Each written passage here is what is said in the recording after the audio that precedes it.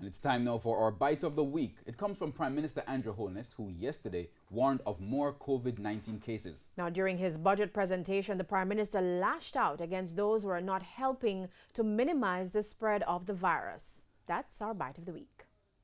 Bite of the Week. It is my duty to prepare the minds of the Jamaican people to understand that cases of COVID-19 will increase, and there may be even instances of rapid increase. So it means each and every one of us must become fully conscious of the risks so we can protect our households. Refusing to abide by quarantine rules, falsely declaring travel information, failure to observe the social distancing measures, and the lack of care in observing the recommended hygiene practice makes you a weak fence. Weak fence. And people who should know better, people who should know better, people who are influencers, they should be the first to lead.